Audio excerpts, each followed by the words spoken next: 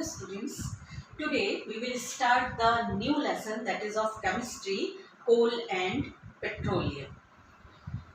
The material which are in our surrounding like air, water, sunlight, soil, plants, trees, animals, these all are given by the nature to us, so they are called natural resources.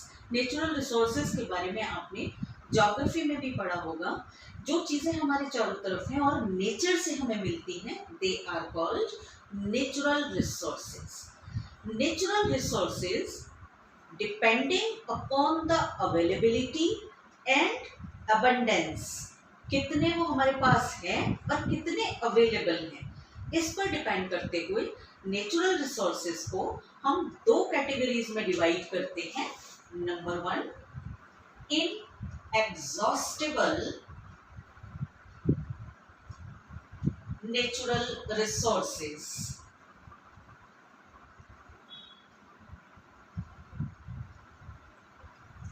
Inexhaustible means जिनको हम use करते रहें और जो खत्म ना हो, हमारे पास अनलिमिटेड क्वांटिटी में हो, इतनी कि हम कितना भी यूज करें और वो कभी खत्म ना हो।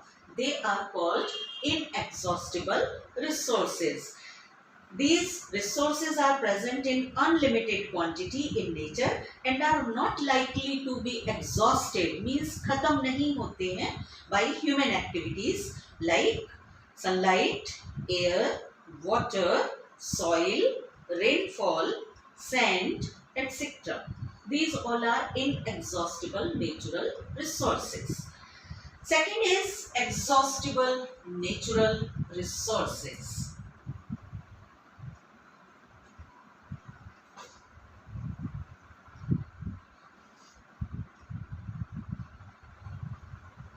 Just opposite to the inexhaustible.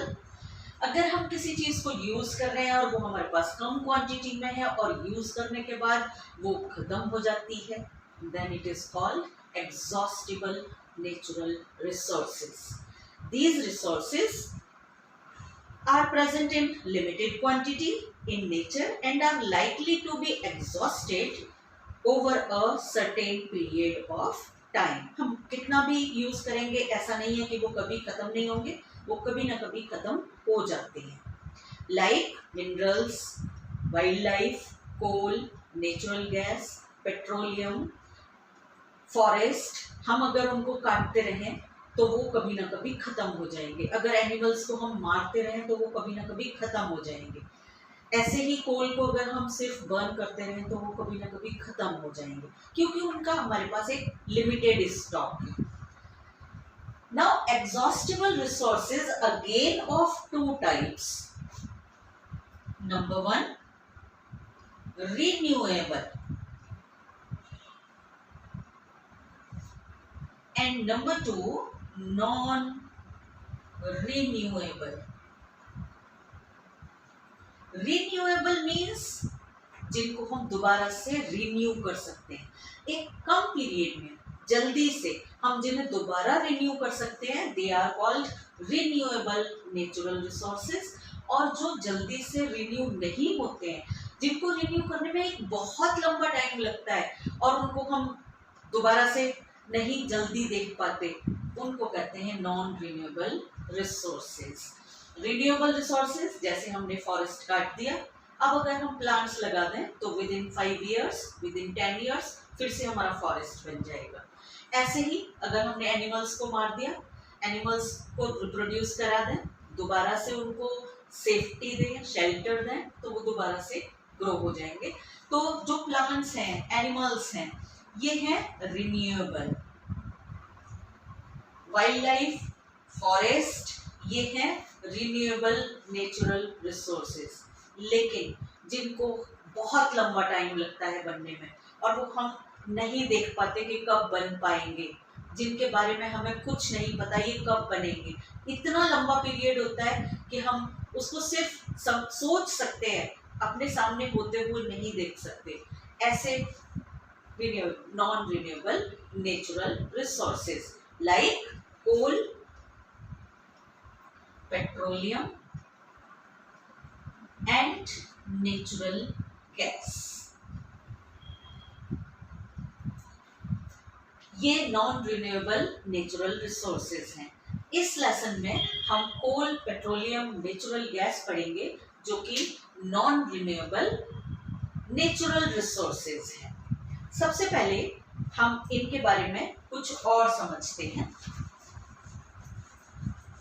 कोई भी चीज जो जलती है और हीट प्रोड्यूस करती है या किसी भी तरह की एनर्जी को प्रोड्यूस करती है, that is called a fuel. कोई भी material that are burnt to produce power or heat energy are called fuels. आप लोगों ने देखा होगा the remains of dead plants and animals buried under the earth millions of years ago are called fossils. आपने geography में भी पढ़ा होगा जो चीजें, जो प्लांट्स, जो एनिमल्स अर्थ के नीचे बरीड हो जाते हैं, दब जाते हैं, मिट्टी की लेयर उनके ऊपर बनती चली जाती है, लेयर के बाद लेयर बनती चली जाती है, तो वो फॉसिल्स कहलाते हैं। जब हम उन्हें बहुत टाइम के बाद डिग करके देखते हैं तो हमें कुछ उनके प्रिंट्स मिलते हैं नीचे, या वो सारा कन्वर्ट हो जाता है ब्लैक कलर में। इसी से बनते हैं coal and petroleum. Fuels like coal and petroleum and natural gas are all formed from these dead remains of plants and animals on the land and under the sea. अगर on the land बनते हैं, आपने देखा होगा पूरा का पूरा forest दब गया। सपोज कीजिए एक अर्थक्वेक आया, सपोज कीजिए फ्लड आई, आपने देखा होगा, सुना होगा, अर्थक्वेक आया, सारी बिल्डिंग्स गिर गई, लोग उनके नीचे दब गए, मर गए, पूरे के पूरे फ्लड आई, पूरा का पूरा जो जंगल था वो पानी में मतलब बह गया या पानी के नीचे दब गया। क्या हुआ? वाटर आया, वाटर के साथ सॉइल की लेयर्स आती हैं और वो सारी की सारी चीजें, जितनी भी लाइव्स थी, चाहे वो प्लांट्स थे, चाहे वो एनिमल्स थे, चाहे वो ह्यूमन बीइंग थे, वो बरीड हो गए नीचे और उनके ऊपर लेयर्स बन गई सॉइल की। तो अगर ऐसा लैंड के ऊपर होता है तो उससे कोल बनता है, लेकिन बनने का टाइम कितना है? मिलियंस ऑफ ईयर्स, करोड़ों साल लगते हैं इसको बनने में।